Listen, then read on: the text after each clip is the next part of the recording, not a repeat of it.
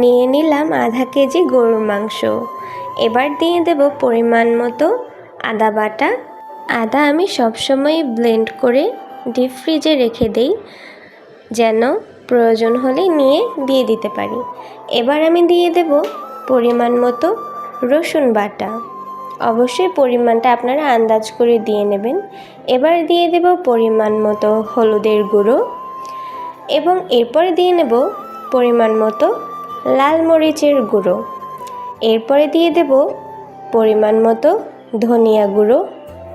তারপর দিয়ে নেব লবণ স্বাদ মতো, যে যেমন লবণ খান সে তেমন দিয়ে নেবেন। এবার দিয়ে দেব পেঁয়াজ কুচি পরিমাণ মতো। এবার দিয়ে দেব কাঁচামরিচ বাটা আর গরম মশলার গুঁড়ো অল্প পরিমাণে ছিল তাই দিয়ে নিলাম। আর আমার হাজব্যান্ড বললো যে আস্ত কিছু গরম মশলা দিতে, তাই আমি তাকে হেল্প করলাম। একটি জয়ফলকে ভেঙে আমি ছেঁচুনি দিয়ে গুঁড়ো করে নিলাম, এই যে দেখতে পাচ্ছেন।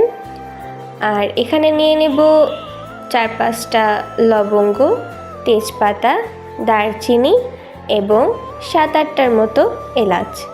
এই সব কিছুই আমার হাজব্যান্ড পরিমাণ মতো দিয়ে নিচ্ছে, কেননা সেদিন সেই রান্না করছিল। আমাকে বলল যে অনেক দিন সে রান্না বান্না করে না, সে যখন বিদেশে ছিল তখন একা একা রান্না করতো, আর দেশে আসার পরে সে আমাকে বলল যে সে আমাকে রান্না করে খাওয়াবে, তাই সেই রান্না করছে। তো এখানে দেখতে পাচ্ছেন গরম মশলা দেয়া শেষ, 2টো শুকনো মরিচ দিয়ে নিল এবং দিয়ে নিল এখানে সয়াবিন তেল। এই সমস্ত উপকরণগুলো এবারে সুন্দর মতো হাত দিয়ে মেখে নিতে হবে। তো এই সব কিছু যখন মাখা হচ্ছিল, এত সুন্দর স্মেল বের হচ্ছিল বলার বাহিরে। এখানে আমরা ঢাকনা দিয়ে ভালো করে প্রেসার কুকারের মুখটি ঢেকে নেব।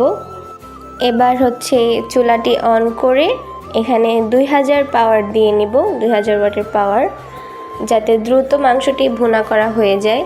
তো এখানে আমরা 15 থেকে 20 মিনিট পরে এসে ঢাকনাটা খুলে দেখলাম যে মাংসর থেকে পানিটা ছেড়ে দিয়েছে এবং খুবই সুন্দরভাবে মাংসটা কষানো হয়ে গেছে। তো এখানে এবার আমরা চামচটি দিয়ে নেড়ে নেব। চামচ দিয়ে নাড়ার পরে দেখতে পাচ্ছেন যে এখানে তেলটা উপরে ভেসে উঠেছে। তো এরপরে আমার হাজব্যান্ড আলুগুলো ধুয়ে নিল। আলু ধুয়ে কষা মাংসের মধ্যে আলুগুলো দিয়ে আলু এবং মাংস সহ ভালোভাবে কষিয়ে নিচ্ছে।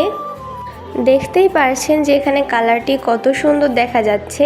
এখানে আবার আলাদা করে পানি গরম দিয়ে নেব, কেননা মাংসে ঠান্ডা পানি দিলে আসলে মাংসের স্বাদটি নষ্ট হয়ে যায়, তাই গরম পানি এখানে অ্যাড করে দিলাম।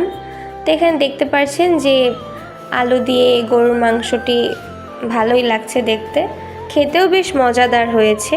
আপনারা অবশ্যই বাসায় একবার এটি চেষ্টা করে দেখবেন। ধন্যবাদ সবাইকে। আল্লাহ হাফেজ। Stay tune.